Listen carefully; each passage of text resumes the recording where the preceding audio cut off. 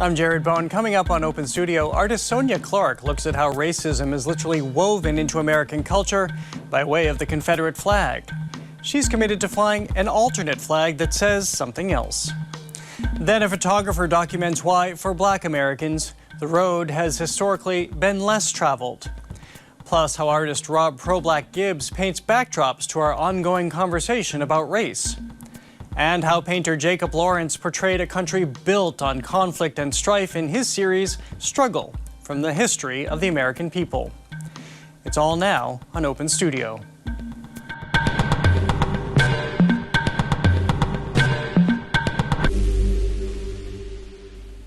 Welcome to this special edition of the show focusing on race in America as seen through artists' eyes. We're revisiting conversations with artists who explore America's history, the people history has excluded, and what it takes to thrive in a country that was built on the exploitation of others.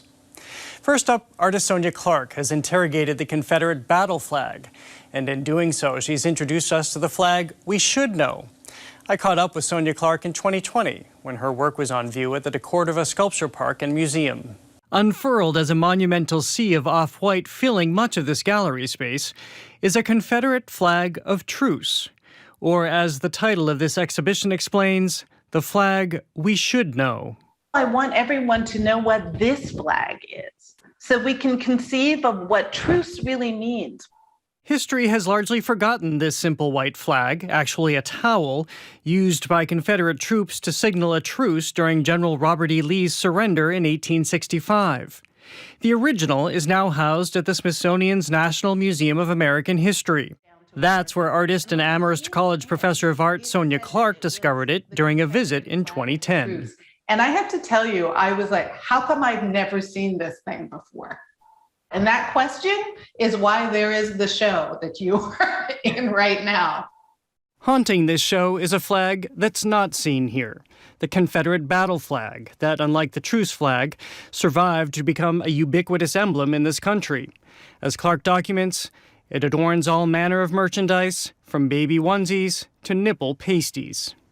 My thought was, what would this nation be like if that was the image of the Civil War that had endured, that something was surrendered, but instead we have the Confederate battle flag in our consciousness. Yeah. Deeply so. When Clark and a curatorial team assembled this show in Philadelphia 2 years ago, they sought out red paint to pop in the exhibition's otherwise neutral palette. Because the Confederate flag of truce has these 3 minimal red stripes on it, I said, well, that's the color we'll use.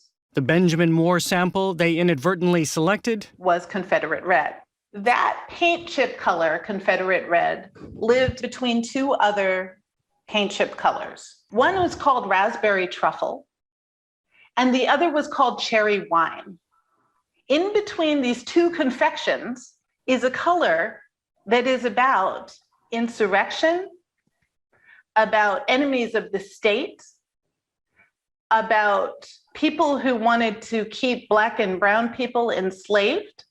Clark has interrogated the legacy of the Confederate battle flag both intellectually and physically.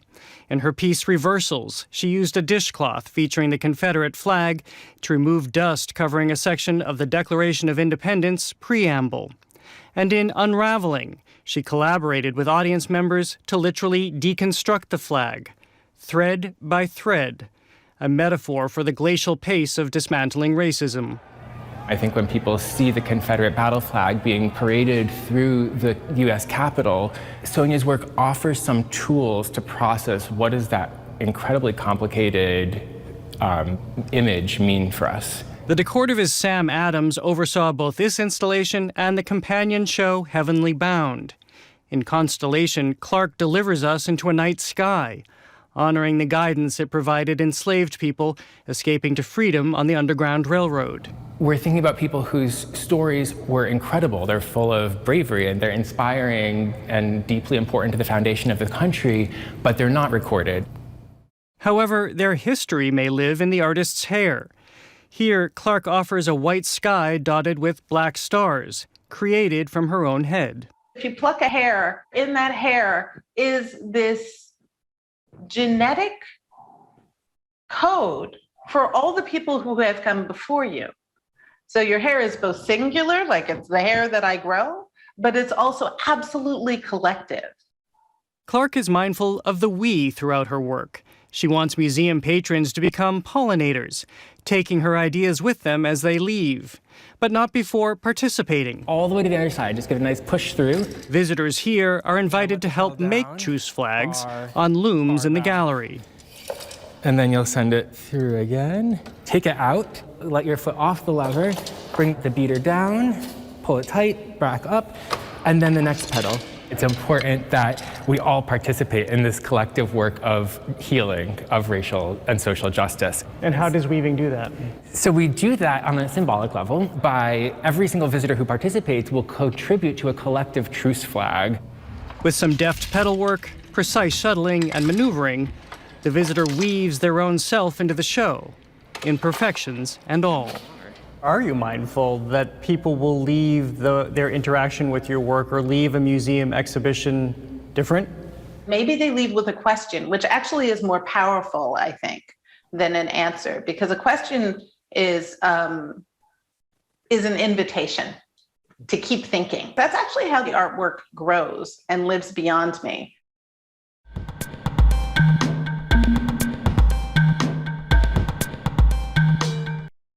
Next, a lot of dreams in this country are built along the open road, where we can go, what lies ahead, and where we can be free. But as photographer Amani Willet documents in a recent book, for Black Americans, there is a parallel road. I spoke with Amani Willet in 2021 when his book came out. Amani Willet, thank you so much for being with us. Thank you so much for having me today. It's great to be here with you. Well, I've been so eager to speak with you about your book, A Parallel Road. And your book starts with notions I think we have long held about what the road means. You see happy families, you see food and gas stations and a sense of nostalgia, but then it turns. So tell me about A Parallel Road. Sure, yeah, so that's spot on. It really starts out with this idea that the road really in America, I think, especially in America, holds its place in that comes from a place of mythology. It's a place that is associated with the American dream. It's associated with freedom and exuberance. And there was, from the start with the interstate highways, this real excitement, I think, on all Americans' part to take part in this new system of interconnectedness and what it had to offer. And so, there was, I think, a real exciting sense for all Americans, Black, white, whoever, to take part in this experience. And what unfortunately happens, as we've found out in many aspects of American life, is that, for Black Americans, they don't really have access to the same freedoms that white Americans do. So the book does start, and this book project actually is very personal for me. All of the vernacular images in the book are actually pictures of family members. So I asked my very supportive and large extended family to send me all the pictures they had, anything they could find in their archives with a car in it. So we see the pictures you expect to see about the road and that happiness, about journey and anticipation. But I'm realizing in thinking back on your pictures that most of them we see at people's homes. They're not actually on the road. So what does being on the road mean? Right, and so that's a very astute observation. I think we found out very quickly that it wasn't an equal opportunity experience for everyone. And so it really was this parallel experience where, Black Americans quickly realized that, going on the road was, besides the logistics, you had to think about, this is Jim Crow America, so you had to think about, okay, well, where can I get food? Where can I stay for the night? Where can I even pee? So I have to bring pots and pans with me. Not to mention the fears of, potential bodily harm and traumas that were real at the time as well and still exist today. This new American experience, but it quickly became apparent that in order to navigate the roadways in America, It was going to take extra planning. It was going to take creativity. It was going to take courage. It was going to take, as we see with the Green Book, a way to successfully navigate some of these obstacles. And what was really interesting to me about the Green Book is that, if we think of, I had been doing a project on the Underground Railroad sites in America in 2010 and 11, and that really talked about slavery and mobility. And during that research, I came across the Green Book, and here was this book that really just laid bare that the same problem still existed, in the next century. Where, and for people who don't know, the Green Book, of course, as we know from the film, we learned that this was a book that illustrated for Black people where it was safe to travel through the early decades of this country. It was this way for Black people to, it was almost like something they could take as for security, and something that was a guide. I mean, it really was a guide. Where can I go to the bathroom? Where can I spend the night? Where can I fill up on gas? Well, tell me about your photography. I noticed we see a lot of empty spaces there. For the experience I was trying to elicit, it was this sense of fear that when I think everyone can relate to, of maybe being on an empty roadway at night, whether you're Black, white, or whoever. It's something that can be a little jarring, a little jolting, and can just sort of prick you in the back of your head that, maybe something bad could happen here. And that's what I wanted people to feel, when looking at the work, was that this trauma that I think Black Americans carry around from basically, all facets of American history is something that I think people can relate to on an emotional level, no matter who you are. You had been working on this project for several years. What is it like to have it be published and be met at this moment where we're seeing the danger of people of color just being outside, thinking of what happened at the Capitol and the Black Lives Matter movements and the deaths we saw last year? Yeah, that's a great question. And I think, like I mentioned a little bit earlier, this book is about the American roads and a particular experience of Black Americans on the American roadways, but it's also, that experience is a microcosm of race relations in America, right? And so it's been really hard, this year to look at what's happened. But quite frankly, I think in the era of social media too, our awareness and our and the way we've looked at violence against Black people that have been caught on camera and played in loops over and over on social media has, amplified this problem as well. So, it's come to a head. It's something I had been more aware of in the last 4 or 5 years and seeing it play out on social media. And this year was a particularly bad year. And so it felt really important to try to have this work come out now. It felt like the right moment, the right time, with what our country was going through. And for me to help also, just as an artist, to work through some of my feelings and my anger and frustrations, getting this book out now was really important. And, the reception has made me really happy is not the right word, because I'm not happy about any of this, but I've had a lot of conversations, and that's really the goal, right? With anything you do when you're making art, is to inspire conversations. And I've had a lot of conversations with people, friends who are white, who've said, wow, I'll never look at driving the same way again. I never thought about this. Well, Amani Willet, it's been so wonderful speaking with you. Really appreciate you being here, and congratulations on the book, which, yeah, you can just clutch. I love that you can just hold it and spend that deep time with it. Thank you. Thank you so much for having me. I really appreciate you taking the time to speak with me.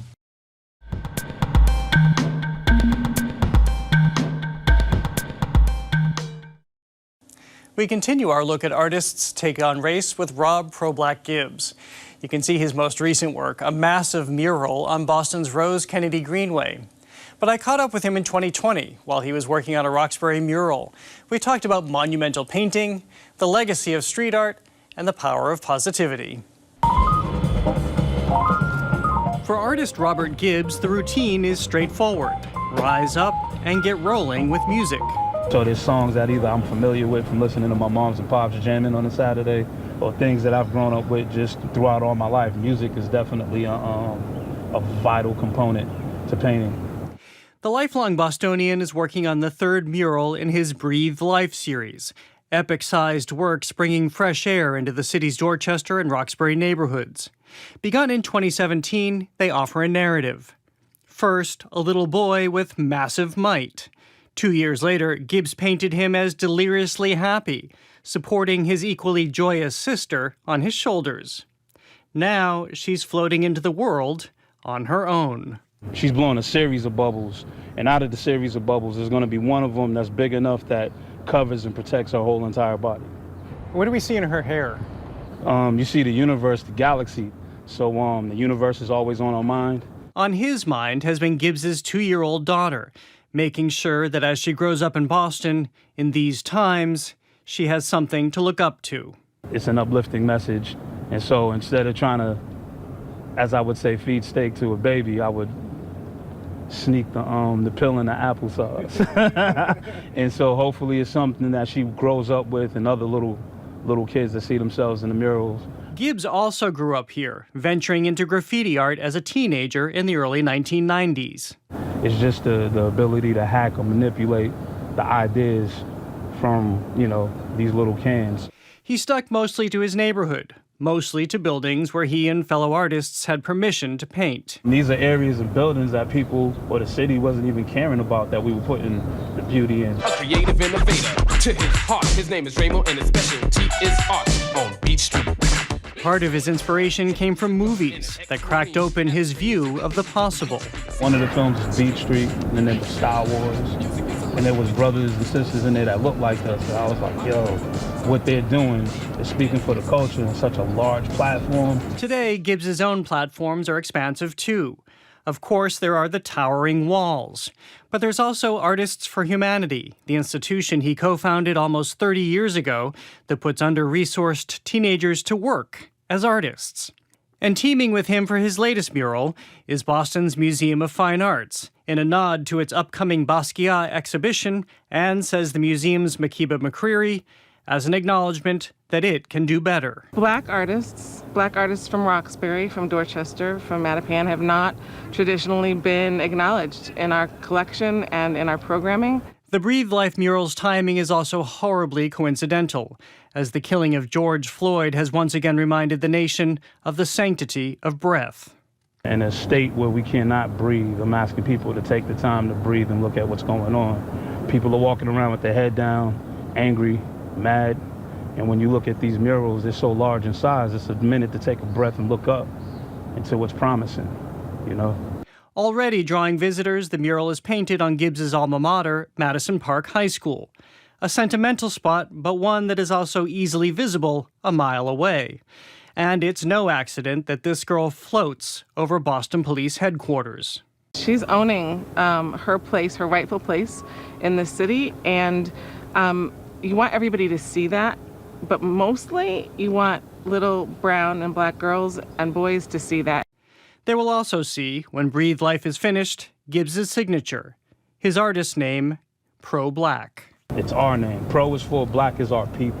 And so that signature or the style or what people see alone and can connect with me as an artist, it speaks volumes, man, and it feels great. Because now, I got my daughter telling me I'm a superhero right now. So I'm gonna just continue to grow on and flow on, man.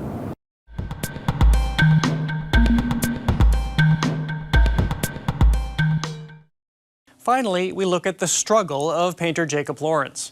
In the 1950s, amid the McCarthy hearings and the launch of the civil rights movement, he sought to reframe early American history the way he saw it. In 2020, his sprawling series called Struggle was reassembled for a national tour. The first stop, right here at Salem's Peabody Essex Museum. In 1954, the late painter Jacob Lawrence began a series he called Struggle, from the history of the American people. The most famous black artist of his time, he originally thought he might depict African American struggle. He soon reconsidered. When there's issues of unrest or struggle, it's a story that is an effect of a whole society, not a small group within the society. Over 2 years, Lawrence painted a series of 30 panels, from Patrick Henry's struggle to reconcile the coexistence of liberty and slavery, to the harrowing push for westward expansion. Artist Derek Adams has been taking the panels in one at a time, including this depiction of a slave revolt in 1810. In this particular piece, it's some type of torture in this work, and you can see the way the body is kind of like stretched across the plane of the painting. When you look at the work, there's no space to not acknowledge the scene. Here at the Peabody Essex Museum, these panels are together for the first time in more than 60 years. We have assembled and tracked and researched and investigated. It's been a little bit like being a detective. Austin Barron Bailey is one of the show's curators.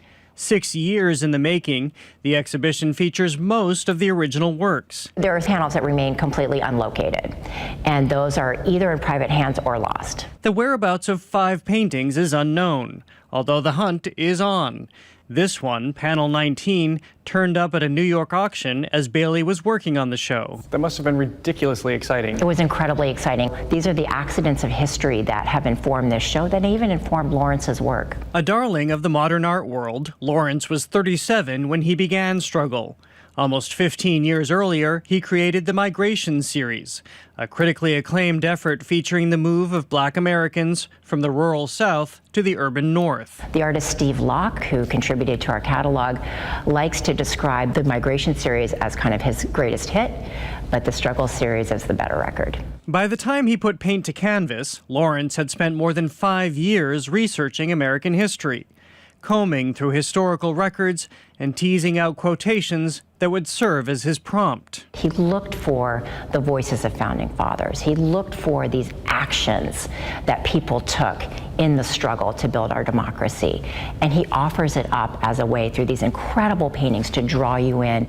Lawrence's take on history is an intimate one. Where Paul Revere gave us the Boston Massacre in full-blown battle, Lawrence delivered us straight to its first victim. Where Emanuel Leutz gave us a valiant George Washington crossing the Delaware, Lawrence delivers despair. Cold, suffering, choppy weather, hints of blood, robed men trying to stay warm, hands, emphasizing these hands trying to row across silently, steadfastly. And there's no sense of who, if any of these people, would be George Washington. Well, it's struggle, it's not heroism as we might know it here. Exactly. And I think from Lawrence's perspective, the heroism is the collective endeavor. Each panel is relatively small, just 12 by 16 inches, and Lawrence routinely wrote notes about his process on the backs of the works, all as it related to struggle. I think about someone like Jacob at a time where artists like him had very little opportunity to experience themselves as an artist. I'm sure it came with a lot of challenges and obstacles beyond his ability to create what he created. A widely exhibited artist himself, Derek Adams says Lawrence, who died in 2000, has influenced his career more than any other painter. He points out the two bear a strikingly similar resemblance, and he even once escorted Lawrence around New York's Pratt Institute, where Adams was a student. I felt like he was a Jacob to me than a Mr. Lawrence. I don't know. It just seemed like he was very approachable and very modest in personality. I felt like we were more in kinship. Despite Lawrence's wishes to keep the series together at an institution, the paintings were ultimately sold off in the late 1950s. But Lawrence later considered the work a turning point, where he found a way to depict humanity. And he offers it up as a way through these incredible paintings to draw you in and examine and think about your proximity to those stories and your relationship to them. The exhibition closes with an installation Derek Adams created after sifting through Lawrence's archives. It's an imaginary studio filled with photographs never before shown publicly. The chair is Lawrence's, oriented, it seems, for quiet contemplation, and facing a ladder, perhaps lifting Lawrence out of struggle. You know, the ladder, I think, has to do with just the idea of the plight, his career, the plight of humanity. Jacob, you know, starting from this very familiar place of being seated and thinking, and then the part of kind of ascending. He's no longer with us, but there's things that kind of give us a bigger picture of who Jacob was. Which is of an artist defined in part by struggle.